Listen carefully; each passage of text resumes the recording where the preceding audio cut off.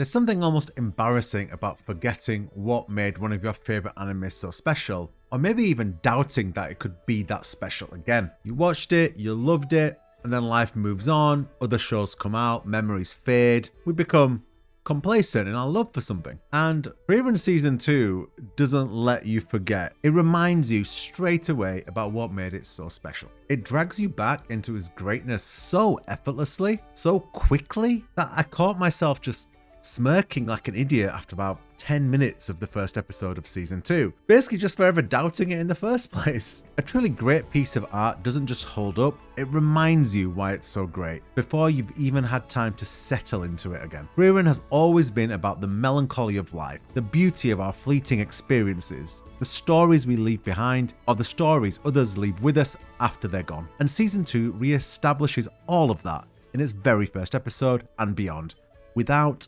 breaking a sweat. Because Frieren is still doing what it does better than almost any other anime in existence, and judging by my anime list, it looks like everybody agrees Frieren is at number 1 and number 2 on my anime list at the time of making this video, which is just an incredible accomplishment within itself. Frieren is, and I wrote this in my notes actually, and you know what, it's not a very refined take, but I'm just going to spit it out there anyway.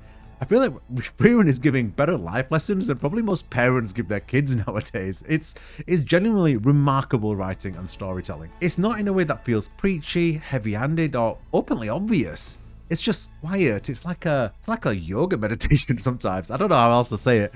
It's wrapped inside what just looks like a basic adventure story between friends, but inside of that, in the core of that, is a beautiful story about reflection, about not forgetting those who have gone before us, and not forgetting those we have shared meaningful and not meaningful moments in life. Take the arc, for example, about the dwarf searching for the world's greatest liquor. No spoilers here, I mean, I'm going to keep it very vague, but the story's about the journey rather than the destination, and I feel that's a theme running through quite heavily in Season 2 as well, in the smaller tidbits of the story. Frieren is almost always telling you something quite profound. Things in life don't always go according to plan, but those things often produce the best memories of all. I mean, how often have you said between your friends, the best nights are the ones we never planned together, the best trips are the ones where we just threw it together on the fly? And I think Frieren does a great job of building on that. I'll take the episode where they're searching for a legendary hidden hot spring, only to find, after a bit of an adventure, they just find a foot bath. The destination wasn't what anyone hoped for, but the fact they could share that foot bath together in a shared experience, because in an onsen, men don't go with women in onsen, so they would have had to do it separately. The fact that they could share that foot bath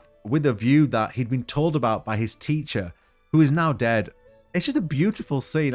It is just a wonderful show, and I genuinely feel so much joy when I watch it. There's also the overriding theme of people's positive influence continuing to sit with you long after they've departed, and how that can change your behaviors and how that can positively impact the world. It's about the choices we make, the choices they've made, and the choices they made in our presence that affect the kind of person we become. And that's Frieren at its most quietly beautiful and devastating. And more than all of that, I think what really makes Frieren work is that the writing trusts you. It doesn't over-explain, it doesn't force the emotion, it just lets it be. It just lets it sit with you. And it never loses its sense of humor either. Frieren really understands that humor isn't the enemy of meaning. It's part of life's texture. It's part of our story. It's part of our DNA. The small jokes, the little chuckles between friends on the road, they're not distractions from the deeper themes. They are accomplices to the theme. Three main characters continue to work brilliantly together. Their differences in age, in perspective, in personality, maybe just even in sexuality,